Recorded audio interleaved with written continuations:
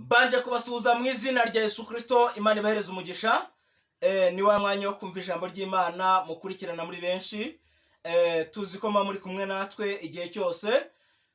Natwe tuba twiteguye kubagezaho ubutumwa bwiza bw'Imana. Imana ibahereze umugisha mu izina rya Yesu. Amazina ni Ndabivivaguye David. Dufatanye gusomeza ijambo ry'Imana.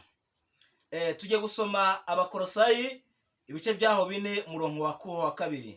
Hari amagambo avuze ngo mukomeze gusenga muba maso mushima. Amen. Aya ni amagambo y'Imana rero ari muri iki gitabo cy'Abakolosayi. Ni amagambo yo gusenga Imana, amagambo avuze ngo mukomeze gusenga kandi muba maso mushima. Imana ibahereze umugisha. Muri iyi minsi rero mufite byinshi muri gusengera, muri iyi minsi mufite byinshi muhanzeho amaso. Muri iyi minsi hari byinshi dufite turi gusengera, hari nawe ufite ibyo uri gusengera, igihugu cyose dufite ibyo turi gusengera, ariko amagambo aratubwiye ngo mukomeze gusenga mushima, muba maso, izina ry'Imana guhabwa icyubahiro. Amagambo y'Imana atubwiye ko twagakomeje gusenga dushima, kuko gusenga ushima Imana, gusenga uba maso, gusenga wambara imbaraga, gusenga ushimira Imana ibyo yagukoreye, biha Imana icyizere cyuko nibyo igiye gukora mu ruhande rwawe, byuko nibyo uri kuyisaba nibikora utazayibagirwa. Gusenga ushima ni ikimenyetso kigaragariza Uwiteka yuko ibyo yagukorera byose, ibyo uri gusaba, ibyo uri gusengera, ibyifuzo ufite bitandukanye. Ufite ibyifuzo bitandukanye. Hari abafite ibyifuzo byo gushaka, hari abafite ibyifuzo by'iki cyorezo cya corona, hari abafite ibyifuzo by'urubyaro, hari abafite ibyifuzo by'ibyo kurya mu ngo zabo. Abo bose Imana yantumye kubatangariza aya makuru kugira ngo mukomeze gusengera ibyo byifuzo byanyu mushima, kugira ngo Imana igire icyizere, kugira ngo Imana ibone ko nibasubiriza ibyifuzo mufite mutazayibagirwa. Imana ibahereze umugisha cyane.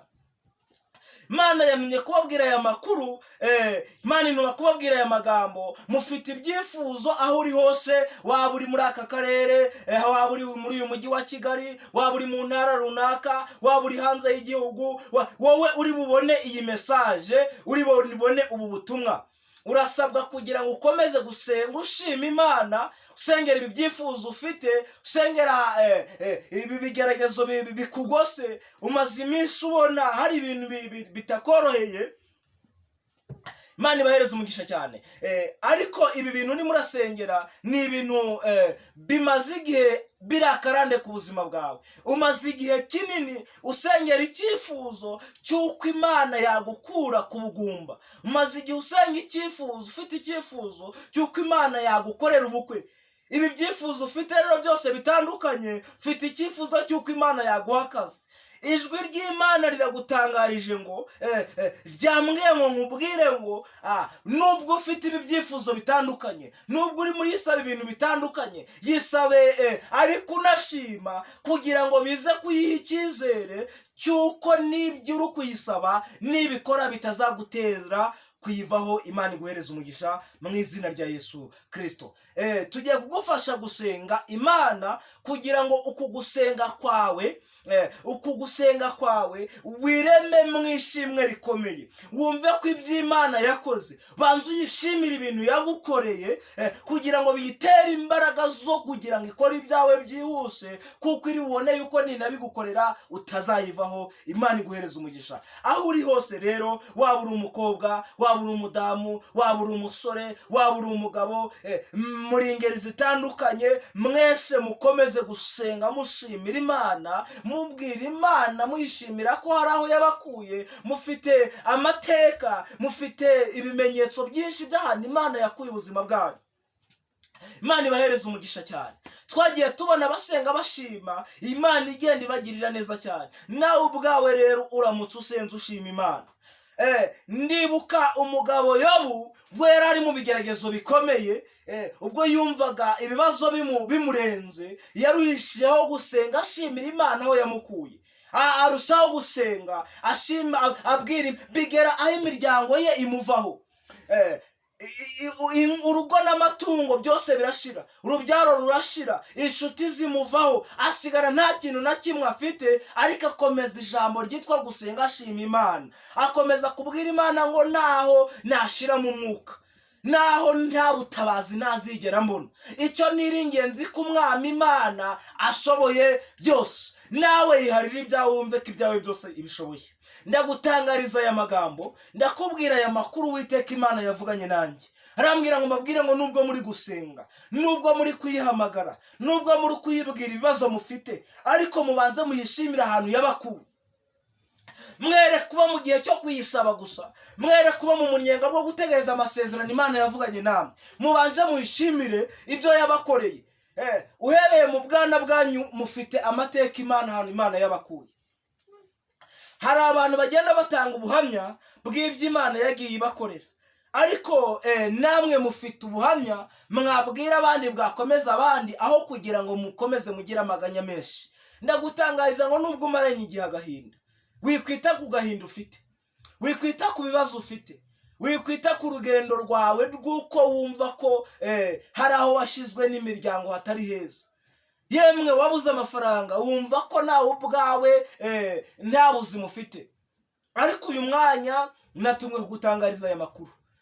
Cya bugufi, niba hari aho utashimiye Imana, wongere uyibwire ati ngarutse imbere yawe Imana ngushima, nibutse ibyo wankoreye, nibutse ko nashonje ukangaburira, nibutse ko nambaye ubusa ukanyambika, nibutse ko wampaye umwuka wo guhumeka, nibutse ko hari byinshi wakwibuka, hari byinshi twakwibuka, hari byinshi wakumva ko Imana yakoze ku buzima bwawe. Umva ko wayiharira imigambi yawe yose, nibwo Imana izakuyobora inzira unyuramo. Imana iguhereza umugisha. Itekerezeho, nanjye nitekerezeho, twese hamwe urebe ibyo Imana yakoze ku buzima bwawe, nanjye ndebe ibyo Imana yakoze ku buzima bwanjye. Twese hamwe aho turi hose twumve ko tubanze gushimira Imana ibyo yakoze. Tugiye gusengera hamwe twese muke bugufi. Abumva batsinzwe n'ijambo ko batashimiye Imana, bumvise ko hari ibyo bayikeneyeho batabanje kuyishimira ibyo yakoze, mwese dufatanye gusenga Imana kugira ngo Imana yongere itugirire icyizere, ibone ko n'ibyo igiye kudukorera tuyisaba tutazayireka, tutazayibagirwa, tutazayita, tutazayivaho, ahubwo tugikomeje gukora umurimo wayo dufite imbaraga, dushiruzamo n'umwete. Imana ikomeze kubahereza umugisha, izabatsindishiriza. Nimuyishimira mu bigeragezo murimo, nimuyishimira mu bibazo murimo, nimuyishimira ahantu mutagaragara, nimuyishimira ahagaragara n'ahatagaragara, nimuyishimira imbere n'inyuma, nimuyishimira hanze no mu nzu, nimuyishimira ku muhanda no mu rugo. Aho hose Imana izabayobora inzira murimo, kandi izabahariza kwifuza kwanyu. Imana ibahereza umugisha mu izina rya Yesu. Mureke dufatanye gusenga Imana. Uri umwami wacu Yesu, uri Imana y'amahoro, ubereye maso abagutegereje bose. Ndagusenze Nyirijuru, sengeye ubwoko bwawe, sengeye nyakubahwa Imana, abantu bawe bari muri iki gihugu cy'u Rwanda, bari muri uyu mujyi wa Kigali, bari mu mijyi itandukanye igize u Rwanda, bari mu turere dutandukanye, bari mu bihugu bitandukanye by'ibituranyi n'u Rwanda. Bose genda ubahereze nyakubahwa Imana imbabazi z'ibyaha byabo, ntabwo bagushimiye ibyo wabakoreye. Ayi mwami Yesu, ariko ubu barongeye baributse, barongeye bagarutse imbere yawe, baje kukuramya, baje kuguhimbaza, baje kugushimisha, baje kugushimira. Ayi nyakubahwa Imana, bazanye amakondera, inanga, ibyuma birenga, baje kuvuga ibyo wabakoreye. Ngabo baharize kwifuza kwabo, fite ibyifuzo bitandukanye, bahure kure kuri iki kigeragezo bamaranye iminsi. Bagire neza nyakubahwa Imana, bongerera amashimwe, ngakomeza kudufasha no kudukomereza mu buntu bwawe byose, ni mu izina rya Yesu. Amen.